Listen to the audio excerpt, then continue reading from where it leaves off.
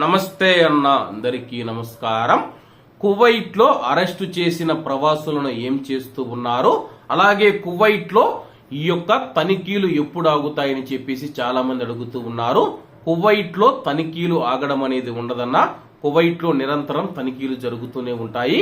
ఎక్కడైతే ప్రవాసులు అక్రమంగా నివసిస్తూ ఉన్న ప్రవాసులు ఉన్నారో వారిని లక్ష్యం చేసుకొని అయితే కువైట్ దేశవ్యాప్తంగా తనిఖీలు కొనసాగుతాయి.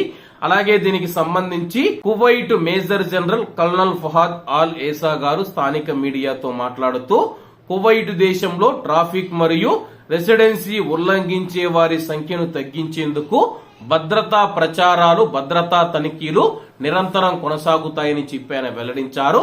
అలాగే చాలా మంది అడుగుతూ ఉన్నారు, కువైట్ లోని ప్రవాసులను అరెస్టు చేసిన తర్వాత ఏం చేస్తూ ఉన్నారని చెప్పి. కువైట్ లోని ప్రవాసులను అరెస్టు చేసిన తర్వాత ఆయా శిబిరాలకు లేకపోతే గాని సాఫర్ జైలుకు తరలిస్తూ ఉన్నారు. అక్కడికి వెళ్లిన తర్వాత వాళ్ళ యొక్క ఫింగర్ తీసిన తర్వాత వాళ్లకు సంబంధించిన ఏమైనా కేసులు ఉన్నాయా, పరారీ కేసు ఉంటే కానీ పేపర్ వర్కులన్నీ పూర్తి చేసి వారం లోపల వాళ్ళను కువైట్ దేశం నుంచి బహిష్కరిస్తూ ఉంటే వాళ్ళపైన దొంగతనం కేసులు గాని, క్రిమినల్ కేసులు గాని ఏవైనా ఉంటే కానీ ఆ యొక్క కేసులు తీర్పు వచ్చేంత వరకు అయితే వాళ్ళు జైల్లోనే ఉండవలసి వస్తుంది. చాలా మంది ఫోన్లు చేసి మా వాళ్ళను అరెస్ట్ చేసి 2 రోజులు అవుతుంది, 3 రోజులు అవుతుంది, కొంతమంది అయితే నెలలు అవుతుంది, 2 నెలలు అవుతుంది, ఇండియాకు వెళ్ళలేదు, కువైట్ లో ఎక్కడ ఉన్నాడో తెలియడం లేదని చెబుతూ ఉన్నారు. కువైట్ లోని ఇళ్లలో నుంచి గాని కంపెనీలలో నుంచి పారిపోయి వచ్చారంటే కానీ దొంగతనం కేసులు పెడుతూ ఉన్నారు. ఆ యొక్క దొంగతనం కేసులు తేలేంత వరకు అయితే ఇండియాకు పంపించరు. కాబట్టి కువైట్ లోని ఇళ్లలో నుంచి కానీ కంపెనీలలో కానీ కువైట్ లో మీరు పనిచేసే చోట నుంచి పారిపోయే ముందు 1-2 సార్లు ఆలోచించండి.